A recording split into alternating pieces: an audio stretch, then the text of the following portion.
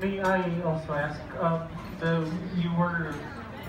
you were concentrating on the word indigenous. Is it just for the tribes itself, or just like about any Filipinos in this sense?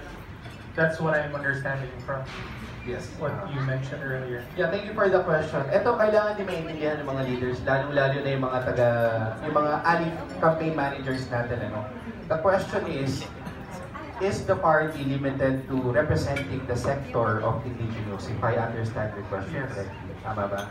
The context of a party list is, it should represent a sector, but the function of the party is not limited to serving the sector itself. Pwedeng universal ang iserve ng isang party list. Example, kung ikaw OFW, can the party serve you? The answer is yes. Kung ikaw ay senior citizen, can the party serve you? The answer is yes. However, based doon sa requirement ng pagbuo ng party list, you need to represent a sector, a clear-cut sector. In this case, what we are representing are the indigenous people of the Philippines. Indigenous means, ang unang pumapasok pag pinag-usapan ang salitang indihino, ang mga katutubo, ang mga tao na nasa uplands, ang mga tao na nasa mountains. Ang example niyan, mga Tasaday, mga Tausug, mga Maranao, mga Ilonggon, mga Igorot, marami, mga Mangyan, katulad ng pinakita kanina. Sila ang mga inikilalang IPs, indigenous people. Diba? Pero in a context, if you take a look at the modern, take a look at the modern significance of the word indigenous, lahat po tayo dito indihino. Dahil kung hindi ka Pilipino, kung ikaw ay Amerikano, therefore, hindi ka indihino. Ang indihino po sila ang mga native na talagang taga-Pilipinas. And it's something universal now. If you take a look at, indigenous as a word, and you take the essence of the word indigenous, ano ba ang mga karakteristik ng mga indihinong Pilipino? Sila ay yung mga tulad nyo. Sila ay mga tulad natin. Sila ang mga naghahangad na gumainhawa ang buhay. Sila ang mga naghahangad na makapag-aral. Sila ang mga naghahangad na magkaroon ng marangal na trabaho. And it's something universal. And this is what I want you guys to understand. No, that the party list of the indigenous people will serve everyone, not just the indigenous sector. Did I answer you, right? Yeah. Thank you.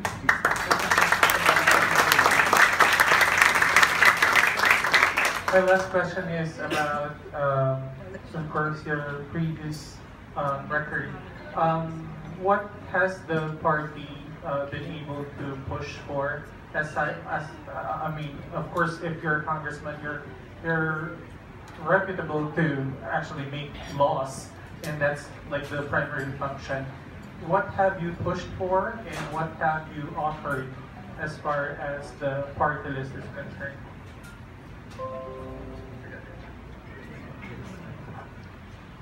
I think we have to revisit first kung ano yung mga existing ng bills meron ngayon, kung ano yung mga laws meron ng party. Kasi I believe na mas effective or mas healthy kung magagaling mismo kung involved yung mga indigenous natin doon sa mga laws na ipapasa natin or bills natin niya. I think hindi nagkaroon ng pagkakataon yung mga indigenous people before na ma-involve para makabuo ng mga batas para kailangan malaman natin kung applicable pa sa kanila. So we have to release it first and then magkaroon ng pagkipag-dialogo sa kanila para malaman natin kung ano yung mga batas na mas katanggap at mas magiging healthy para sa kanila. Sir, are there any specific laws that has been pushed, or if not offered, maybe have supported? Guys, very important question yung tinanong niyo dyan. I think your question is leaning on realizing kung ano ba yung track record ng ALIF Partylist prior. Kasi muling iboto eh. it means may nagawa na ang ALIF Partylist before. You know, the ALIF Partylist originally, ang first nominee natin is from Mindanao. And did you know that 63% of the indigenous sector is from Mindanao? The remaining 37% is spread out through Visayas and Luzon. Pero karamihan ng mga indigenong sektor ay nasa Mindanao. Sila yung mga Maranao, mga Tausog. Sila rin yung mga lumalaban. Alam nyo, the indigenous sector in Mindanao goes a long way, even before the Spaniards came here. Bakit ko siya sinasabi sa inyo? Kasi yung record ng ALIF, when they came about and when they assumed office during their last term, the main concentration is really to build infrastructure, education, and livelihood doon sa mga sobrang remote parts ng Mindanao. And Aga can attest to this. May mga projects ang ating Congressman Ahmad Tumawis na road infrastructure, diba? Hirap, nakita niyo naman kanina dun sa video. Example lang, prime example nun. May mga bata namang yan na tumutulay sa alambre at hindi lang alambre, barbed wire. Barbed wire para lang makapunta sa eskwela nila tuwing umuulan. How privileged are we here in the metro area? Pero these are the things that happen sa rural areas. Lalong-lalo na sa mga bundok. Diba? Yun yung mga storya na gusto ko sanang ibahagi sa inyo. Yun yung mga storya ang tinitingnan namin nila, Pres. Yun yung mga storya ang pinupuntahan namin at inilalapit namin sa inyo. Dahil tayo may privilege. At yung ALIF Partylist, based on its track record, yun na yung mga taong tinutulungan through infrastructure, education, and livelihood. So John, did I answer your question when it comes to track record? At yung sinasabi naman ng ating nominee, si Pres, ang mga panukalang batas na dapat natin ihain ay kailangan inclusive ang mga indigenong sektor na nire-represent natin. Kasi who else knows better than the people living in the mountains kung ano ang kailangan nila? Who are we to tell them you need this? Eh hindi naman tayo nakatira doon. Diba? Katulad kayo mga campaign managers, yung mga taga-Montalban, taga-Aurora, taga-Bicol, who am I to tell you how to campaign? Eh hindi naman ako taga doon. Diba? You know better than me. That's why we always try to be inclusive dito sa party list. Yun po yung approach na ginagamit natin. May nagtagod ako, Ryan, no? When we visited the Mangyan, I think that was 3 weeks ago. Yan yung naging instruction ko sa team natin. Bago tayo pumasok doon sa area nila, masabi ko sa team, i-practice natin yung empathy. So before tayo pumasok doon sa area nila, yan, sina Jimmy, sina Mokre, practice natin yung empathy. I-feel muna natin itong 2 oras na mag-i-stay tayo sa area nila.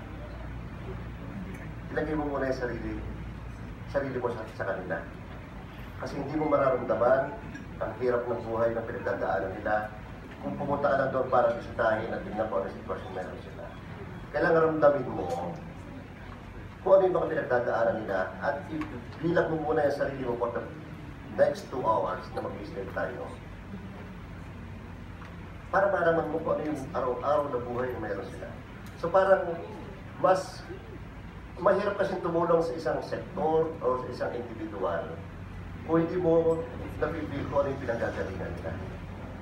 So the moment na ma-practice mo yung empathy at alam mo kung ano yung pinanggagalingan nila, mas makakabuo ka na mas epektibo, mas healthy na solusyon doon sa mga pinanggagalingan. So I think kailangan talaga na may personal touch doon sa mga sektor na i-handle mo ng restaurant. And we are so proud for the past 6 weeks ng campaign. 4 na tribes na yung napuntahan natin. 4 na tribo na yung napuntahan natin. At alam na natin kung ano yung mga proyektong pwede natin gawin.